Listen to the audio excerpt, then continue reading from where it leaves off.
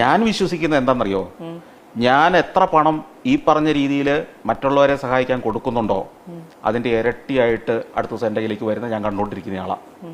ഇതേവരെ സഫാരിക്ക് ഒരു പ്രതിസന്ധി ഉണ്ടായിട്ടില്ല, ഇതേവരെ ലേബറിറ്റിക്ക് ഒരു പ്രതിസന്ധി സാമ്പത്തികമായിട്ട് ഉണ്ടായിട്ടില്ല, ഇതേവരെ ഞങ്ങൾക്ക് ആർക്കും ഒരു പ്രതിസന്ധി ഉണ്ടായിട്ടില്ല.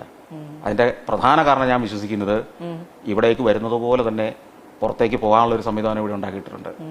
ഇതൊക്കെ ഞാൻ പറഞ്ഞല്ലോ ഒരു അഭിമുഖത്തിലൂടെയോ എൻ്റെ ചാനലിലൂടെയോ ഞാൻ ഇതുവരെ പറഞ്ഞിട്ടില്ലാത്ത കാര്യങ്ങളാണ്, പറയാൻ ആഗ്രഹമില്ലാത്ത കാര്യമാണ്.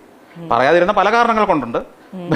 ഒന്ന് ഞാൻ വിശ്വസിക്കുന്ന ഒരു കാര്യം, നമ്മളുടെ വലത് കൈ ചെയ്യുന്നത് ഇടത് കൈ അറിയേണ്ട കാര്യമേ ഇല്ലാന്ന് തന്നെയാണ്. ഈ അഭിമുഖം കഴിഞ്ഞിട്ട് നിങ്ങൾ കൊണ്ട് എഡിറ്റ് ചെയ്യുമ്പം ഈ ഭാഗം പറ്റുമെങ്കിൽ ഞാൻ കട്ട് ചെയ്ത് കളഞ്ഞാലും ഒരു പ്രശ്നവും അത് കാരണം മനസ്സിലായി. ഇനി നിങ്ങൾക്ക് റീച്ച് കിട്ടാൻ വേണ്ടി കളഞ്ഞാൽ പ്രശ്നമാകുന്നുണ്ടെങ്കിൽ മാത്രം ചിന്തിച്ചാൽ മതി. തീർച്ചയായിട്ടും വെച്ചിട്ടുണ്ടാവും. അല്ല, ഞാൻ പറഞ്ഞത് ഇത് എല്ലാരും ഞാൻ ചെയ്യുന്നു എന്നുള്ളതല്ല, നിങ്ങൾ അറിയാത്ത ഈ കേരളത്തിലെ വിജയിച്ചു എന്ന് നിങ്ങൾ കരുതുന്ന വലിയ ശതമാനം ആളുകൾ ഇതെല്ലാം ചെയ്യുന്നുണ്ട്. നമ്മൾ അവരെയൊക്കെ സോഷ്യൽ മീഡിയയിലൂടെ ചീത്ത വിളിക്കുമ്പോൾ അവര് ഇതൊന്നും പ്രതികരിക്കാതെ അപ്പോഴും അവരുടെ സമ്പത്തിന്റെ വലിയൊരു ശതമാനം ഇത്തരം ആക്ടിവിറ്റീസ് ചെലവഴിക്കുന്നവരാ. സത്യമാണ്.